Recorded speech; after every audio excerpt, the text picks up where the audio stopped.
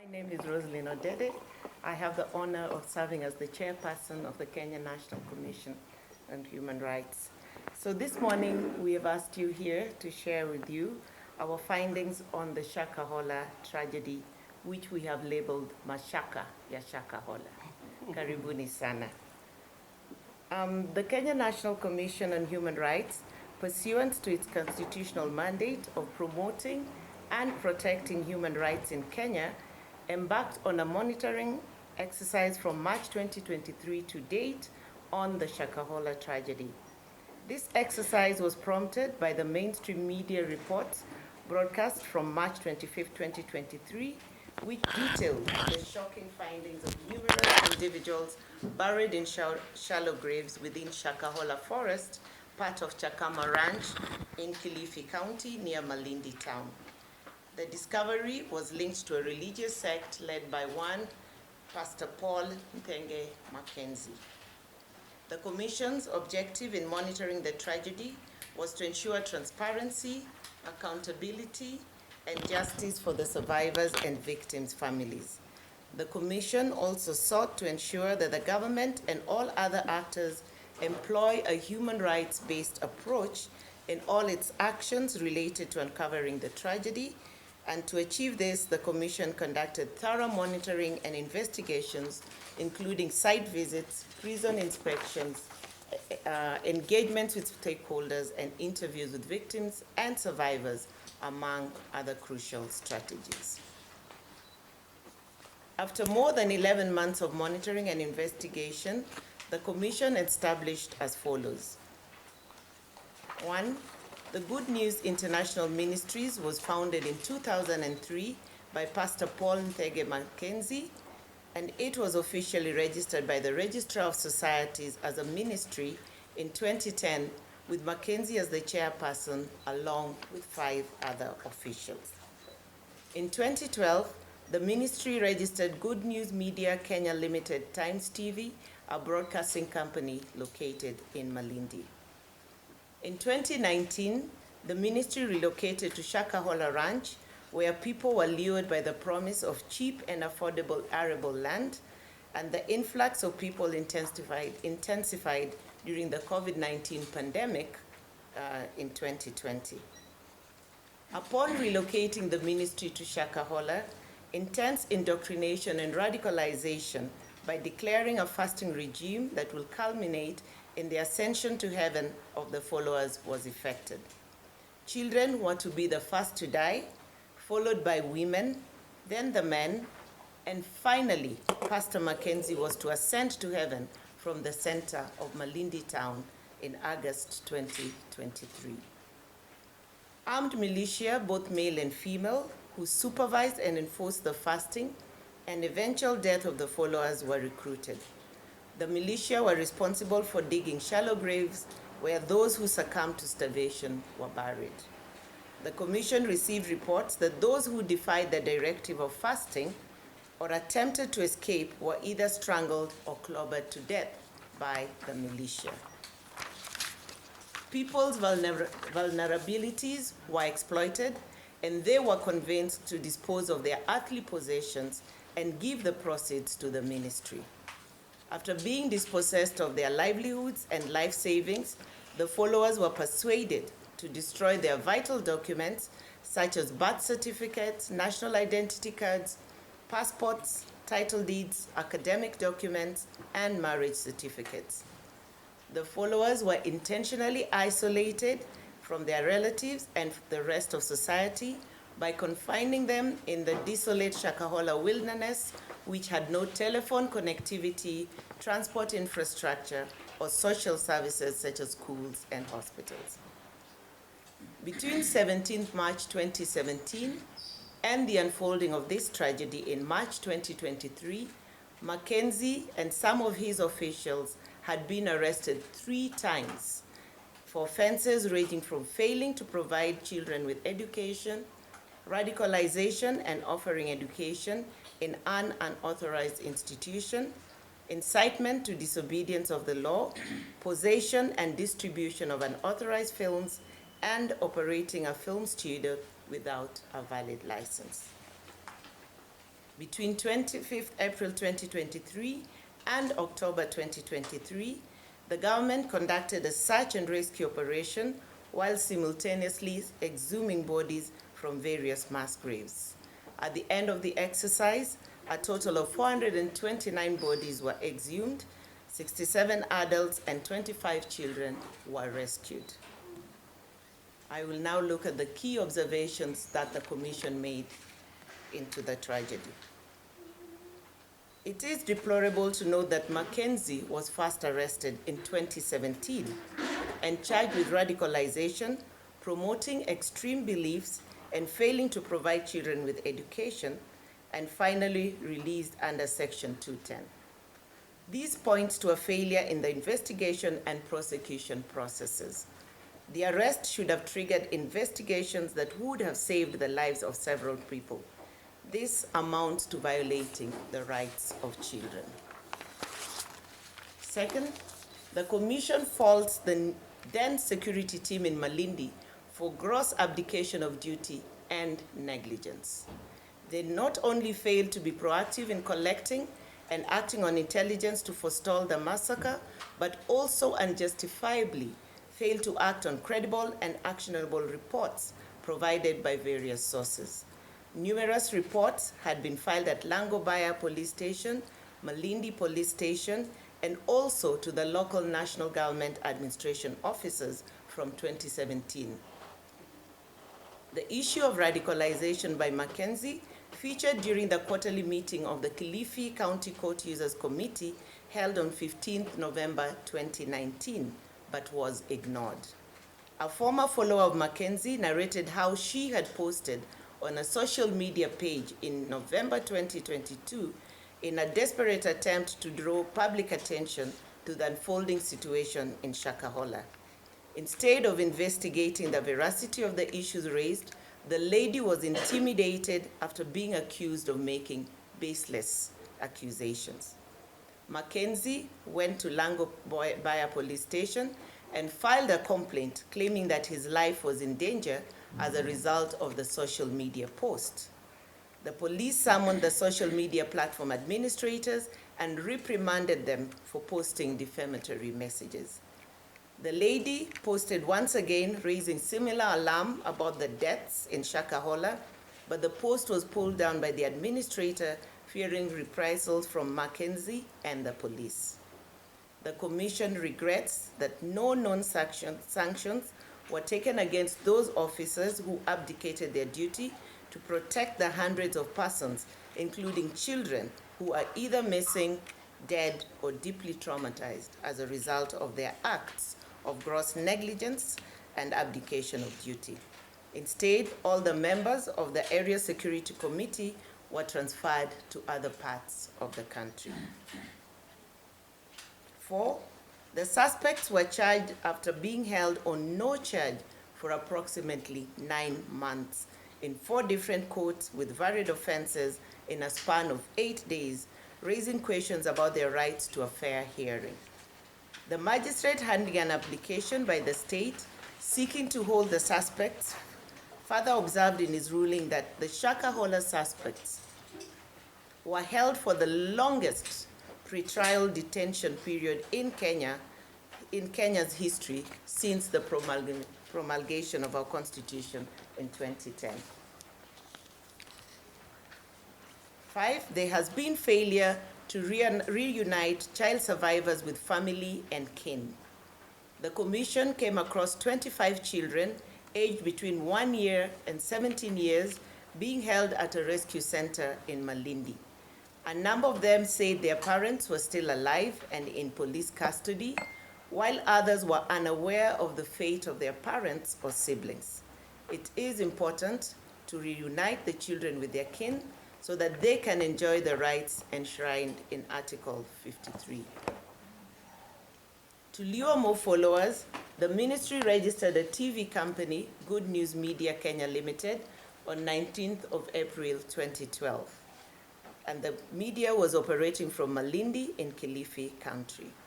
Mackenzie also broadcast his sermons through a YouTube channel that had over 677 videos and over 7,000 subscribers. The relevant regulatory authorities ought to have taken timely, appropriate action to stop them from abusing these freedoms.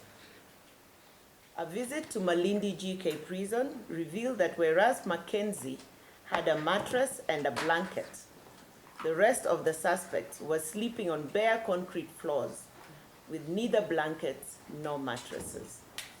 The prison authorities told the commission that the prison was facing various challenges, especially supplies, which explains why over 30% of the prisoners had no uniforms, mattresses, and blankets. The prison was also overcrowded as it was holding 850 prisoners against a recommended capacity of 650 prisoners. The prison authorities further informed the commission that they were struggling to ensure all the prisoners are adequately fed with the limited food supplies and finances available. 8, the commission received credible allegations of torture, cruel, inhuman, and degrading treatment meted out against suspected perpetrators and survivors of the Shakahola massacre while in prison and police custody. 9, Shakahola survivors who were rescued were denied proper psychosocial support, and this was further aggravated by being charged in court with the offense of attempted suicide. This amounts to re-traumatization and victimization of the survivors at a time when they needed intense care and rehabilitation from the state. The commission was able to intercede and convince the court to allow the commission offer psychosocial support to the survivors, which service the commission did offer. 10, the Constitution confers on everyone the right to freedom of conscience, religion, belief, and opinion. This right, however, does not extend to extremist ideologies and practices that would include the destruction of property, violence, killings, and violation of other human rights.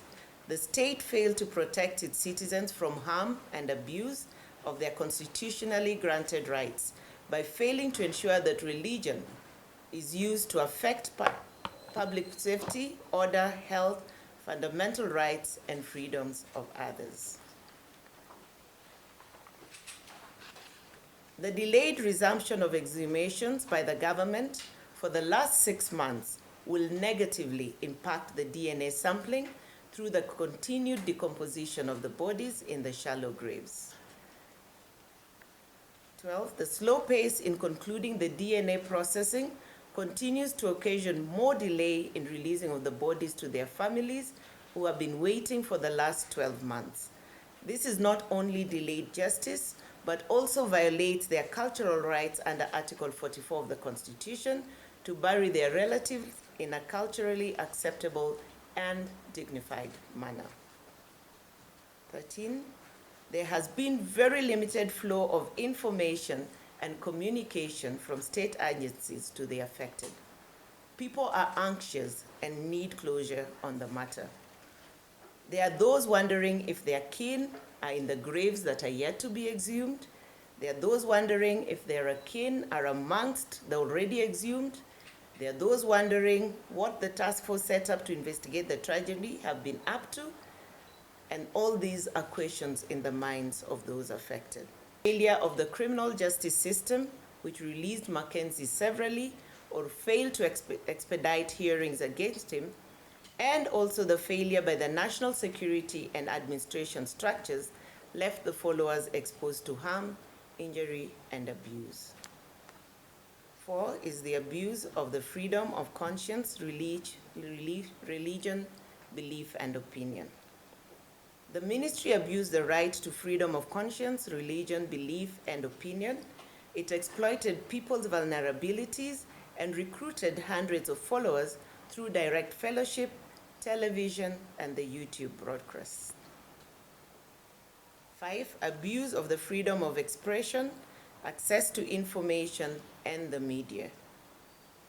The Mackenzie Ministry registered a TV company, Good News Media Kenya Limited, from where it broadcasts sermons through a YouTube channel that had, as we said earlier, 677 videos and over 7,000 subscribers. Whereas the freedom of expression, information, and the media are protected under Articles 33, 34, and 35 of the Constitution, it does not extend to extremist propaganda, incitement to violence, and advocacy to cause harm, as was manifested. The Commission also notes that some media outlets went overboard while covering the unfolding massacre by broadcasting graphic images and misleading information, thereby creating unnecessary exposure of survivors and distress to family members. 6, economic and social rights. The Mackenzie Ministry followers were subjected to gross deprivation and abuse of their economic and social rights, particularly the right to livelihoods, the right to highest attainable standard of health, the right to accessible and adequate housing, and reasonable standards of sanitation by constraining followers to live in inhuman and degrading housing structures. The followers were also denied food and water as a means to facilitate their death. Rights of children. The Shakahola tragedy had a devastating effect on children who were starved to death, denied health care and education, and were emotionally and physically abused by those entrusted with their safety and well-being. The Commission interacted with 25 children who were undergoing rehabilitation at a rescue center in Malindi after they escaped or were rescued from Shakahola. And finally, the access to justice and right to a fair hearing. While the Commission appreciates and supports the efforts by the state to hold the perpetrators to account and bring justice to the survivors and their families, the Commission continues to be greatly concerned by the inordinate delay in concluding the investigations and the holding of the 95 suspects in penal custody for close to 9 months before charging them. This delay has caused severe anxiety and distress to the suspect and affects their rights of a fair hearing and trial. So those are the rights that have been impacted by this tragedy. We will now move to recommendations that we give or recommend to various duty bearers. The Commission recommends as follows. To the Cabinet Secretary for Interior and National Administration, we recommend 1, that he immediately orders the resumption of the pending exhumations to facilitate the conclusion of investigations and release of the bodies to their next of kin for burial and closure. 2, to bring to account all security officers and national administration officers whose acts of omission and commission abetted and aided the Shakahola massacre. This should include charging them with criminal negligence and individual responsibility. 3, facilitate the survivors to regain their vital documents which were destroyed as a result of the indoctrination and radicalization. These include national identity cards, passports, birth certificates, title deeds, and academic and marriage certificates. 4, establish a multi-agency, multi-stakeholder de-radicalization and rehabilitation plan to facilitate the reintegration of the survivors into their homes, families, and communities. 5, urgently invest in rescue and rehabilitation infrastructure across the country in readiness for unforeseen disasters in the future. This particular incident exposed a serious lack of preparedness by the government in regard to rescue and rehabilitation in disaster situations. Suffice to say that the government is relying on the goodwill of well-wishers to assist the Shakahola survivors. Recommendations to the Inspector General of the National Police Service.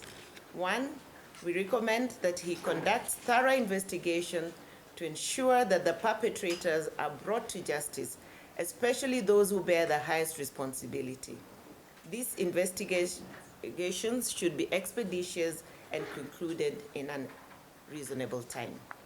2, to refrain from further victimizing the Shakahola massacre survivors by arresting and detaining them for presenting suicidal tendencies. To the Director of Public Prosecution, we again recommend that he does not further victimize the survivors, and we also recommend that he expedites the prosecution of the perpetrators of the tragedy. To the Commissioner General of Prisons, we recommend that he ensures that the Shakahola suspects held in prison custody are treated humanely and that their rights are upheld in line with the law. And this applies to all persons held in prisons in Kenya. To the Minister of Health, we recommend that he deploys mental health experts, including psychiatrists and trauma counselors, towards proper and effective de-radicalization and counseling of the survivors. We also recommend that he avails counseling services to all persons engaged in this traumatic tragedy. And third, we recommend that he expedites the conduct of postmortems on the bodies recovered from the Shakahola ranch.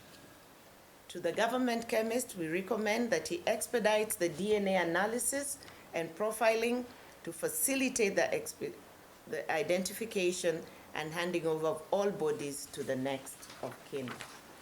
To the Witness Protection Agency, we recommend that they offer support and protection to those witnesses and survivors who are willing to testify in the ongoing investigations.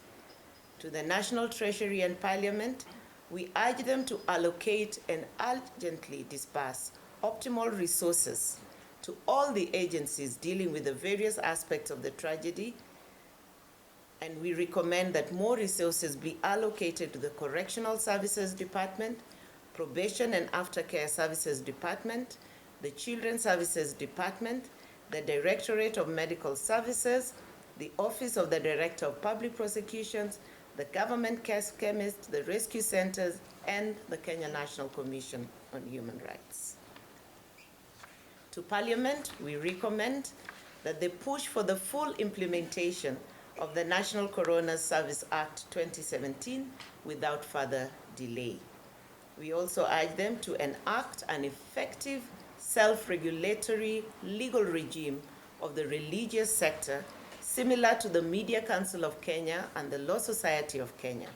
Freedom of religion is a fundamental human right, but like other rights, it is not absolute. And we also ask Parliament to call for complete and accurate disclosure and release of information and data relating to the Shakahola tragedy that is in the custody of the state. To the Attorney General, we ask that they review the Prevention of Terrorism Act, which erodes constitutional safeguards on the rights of persons deprived of liberty on indeterminate pre-charge detention. To the Ministry of Labor and Social Protection, State Department for Social Protection and Senior Citizen Affairs, we recommend that they protect and ensure the rights of all children held in private rescue centers and ensure that they are timelessly reunited with their kin unless they are perceived to be in danger of radicalization. To the Presidential Task Force on Review of Legal and Regulatory Frameworks governing religious organizations in Kenya, we urge them to expedite release of the proposed legal framework for regulating religious organizations for public debate. To the religious leaders, we urge them to work with relevant government agencies to ensure that the freedom of worship does not lead to harm and loss of lives through misguided indoctrination and religious extremism. To the general public, we urge the public to refrain and keep away from all forms of religious fanaticism and extremism and report such practices to relevant government agencies to forestall similar atrocities in future. We also urge anyone with crucial information relevant to bringing the Shakahola massacre perpetrators to justice to come forth and record statements either with ourselves and also with the police. I thank you all.